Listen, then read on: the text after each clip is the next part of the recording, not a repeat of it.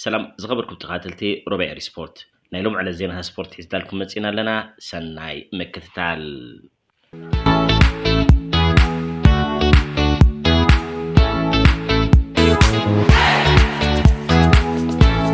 سبورت نتعنا سلام نفري نمعبالي نحادنت نلوتي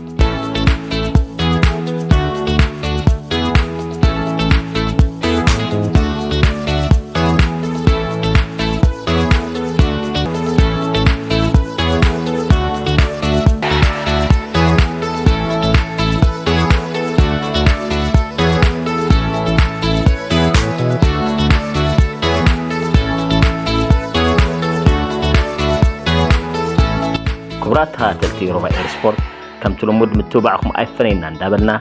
لايك شير سبسكرايب كومنت اي ترسعو ربع سبورت ربع سبورت ربع سبورت كبراتها تلتي ربع سبورت نايلو معزينا سبورت حزنا لكم متسينا لنا سناي مكتال اندابلكو نايلو مريتنا زلنا رستي بزعبا صلوا حقتها ترفن زلاقنتن ام مسرح مسجار ألكسندر إسحاق كوينو كتكاتلنا بخبر عدم. أب عالم زمانه وقع سجري أوشت ميدا بقعد رح زي كونس فينانسا أود أرباون وسان رقعه خوينو أبزلو لجزء نا بريمير ليج إنجليز حقتات ترفن زلاقنتن مالت profit and sustainability rules نبزحات كلابات ولو نيوكاسل يونايتد كبيت عنتو فتري لان يركب. إذا حقتات زي بفلاي دهرب سعود عرب زولنا نتكلموننا عبي جنزاب كتوافت تثبيت زجبار لازم نبرك كلاب نيوكاسل ኣብ ዝውውር ተጻወት ከም ድላይ ጌራ ንኸይትንቀሳቀስ ይደርታሎ እዚ ትንተናዚ ኣብ ጉዳይቲ ኤርትራዊ ሾረና ኣጥቃዓይ ኣሌክሳንደር ኢሳቅ መጻኢ ምስ ኒውካስል ዝምልከት ኮይኑ ንሕግታት ፒኤስአር ከመይ ከም ዝሰርሕን ኣብ ክለብ ኒውካስል ዘለዎ ጽልዋን ብሰፊሕ ክንትንትኖ ኢና ሕግታት ትርፍን ዘላቕነትን ማለት ፒኤስአር እንታዮም ሕግታት ትርፍን ዘላቕነትን ፒኤስአር በቀሊል ንምግላጽ ሓንቲ ክለብ ፕሪምየር ሊግ ኣብ 3 ዓመት ካብ 105 ሚልዮን ፓውንድ ላዕሊ ክሳራ ከተመዝግብ ከም ዘይትኽእል ዝድርት ጽኑዕ ሕጊ እዩ እዚ ማለት ኣብ ነፍሲ ወከፍ ዓመት ክሳብ 35 ሚልዮን ፓውንድ ክሳራ ይፍቀድ እንተኾነ ግን እዚ ክሳራ እዚ ብወነንቲ ክለብ ብቐጥታ ክሽፈን ማለት ሓንቲ ክለብ ዓመት ክትከስሮ ትኽእል መጠን ገንዘብ ክሳብ 5 ሚልዮን ፓውንድ ጥራሕ እዩ እቲ ቀንዲ ዕላማ ናይዚ ሕጊ ክለባት ካብ ዓቕሞን ላዕሊ ወጻኢታት ገንዘብ ንኸይገብራ እዩ ፊናንሳዊ ንምርግጋጽን ኣብ መንጎ ክለባት ማዕርነታዊ ውድድር ንምፍጣርን እዩ ክለባት ኣብ ምዕባለ መንእሰያት ኣብ ኩዕሶ እግሪ ደቂ ኣንስትዮ ኣብ ትሕቲ ቅርጺ ማለት ከም ስታድየምን መላመዲ ሜዳን ከምኡውን ኣብ ማሕበረሰብ መደባት ዝዋፅኦ ገንዘብ ካብዚ ናይ ፒኤስአር ሕሳብ ወፃእ ስለ ዝኾነ ክለባት ኣብዞም ዘላቒ ረብሓ ዘለዎም ዓውድታት ንኸውዕላ የተባብዕ እዚ ሕጊ ዝጠሓሰት ክለብ ካብ መቕፃዕቲ ገንዘብ ክሳብ ምንካይ ነጥብ ዘብፅሕ ስጉምቲ ከውስዳ ይኽእል እዩ ጽልዋ ፒኤስአር ኣብ ኒውካስል ዩናይትድ ድሕሪ ኒውካስል ዩናይትድ ብሞላ ህዝባዊ ወፍሪ ስዑድ ዓረብ ማለት ፒአይኤፍ ንምውናና ብጥቅምቲ 2021 ብዙሓት ሰባት እታ ክለብ ከም ማንቸስተር ሲቲ ወይ ከዓ ቸልሲ ገንዘብ ዝውውር ናይ ተጻወተ ከተፍስስ እዮም ዝተጸበዩ እንተኾነ ግን እቲ ጸንሐ ሕጊ ፒኤስአር ነቲ ትጽቢት ቀይርዎ ኒውካስል ዩናይትድ ኣብ ዝሓለፈ ናይ ዝውውር መስኮት ልዕሊ 400 ሚልዮን ፓውንድ እኳ እንተወፈረት እዚ ወጻኢታት ንበይኑ ዘይዘላቕ ምንባሩ ሕግታት ፒኤስአር ተገዲዳ ተረዲኣቶ እዚ ሕጊ እዚ ንኒውካስል ኣብ ዝሓለፈ ናይ 3 ናይ ዝውውር መስኮት ብኸቢድ ስለ ዝጸልዋ ብፍላይ ኣብ ወርሒ ጥሪ ኣብ ዝተኻየደ ናይ ዝውውር መስኮት ዓበይቲ ተጻወትን ንምምጻእ ተጸጊማ ጸኒሓ እያ እታ ክለብ ኣብ ሰነ 2024 ናይ 3 ዓመታት ናይ 105 ሚልዮን ፓውንድ ክሳራ ገረብ ንኸይትጥሕስ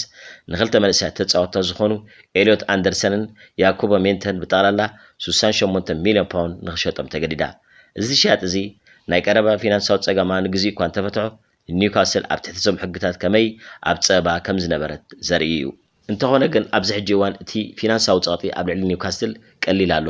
እቲ ናይ 3 ዓመት መዐቀኒ ግዜ ስለ ዝዘውር እቶም ኣብ 2022-23 ተመዝገቡ ከበድቲ ክሳራታት 145 ሚልዮን ፓውንድ ካብዚ ሕጂ ናይ 3 ዓመት ዕደት ማለት 2024-25-26 ወጻኢ ኮይኖም ኣለዉ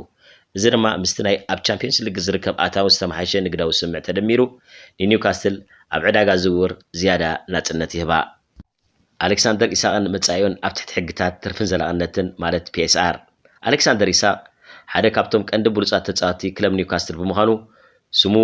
ምስቶም ብሰንኪ ሕግታት ትርፍን ዘላቕነትን ማለት ፒኤስአር ክሽየጡ ዝኽእሉ ተጻዋቲ ብተደጋጋሚ ተላዒሉ እዩ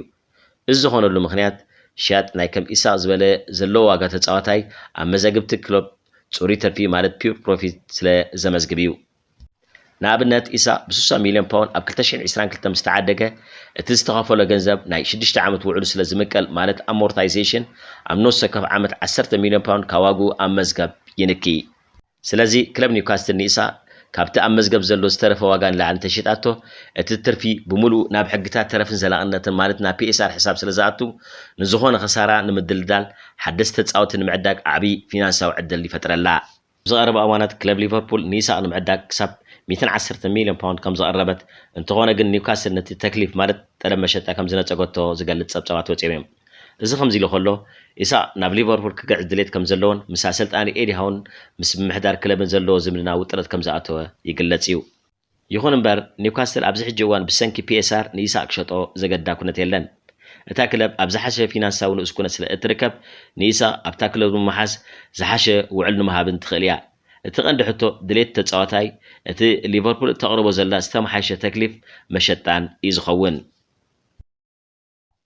ሕግታት ትርፍን ዘላቕነትን ናይ ፕሪምየር ሊግ ንኒውካስትል ዩናይትድ ካብቲ ብወነንታት ትፅቢት ዝነበራ ናይ ምብኻን ገንዘብ ዓጊትዋ እዩ። ኣብ ክንድኡ ግን ኣብ ዘላቕን ስትራቴጂካውን ምዕባለ ከተተኩር ኣገዲድዋ። እቲ ሕጊ ኣብ ዝሓለፈ እዋን ንኽእለታ ኣብታ ክለብ ዕዳጋ ዝውውር እኳ እንተደረተቶ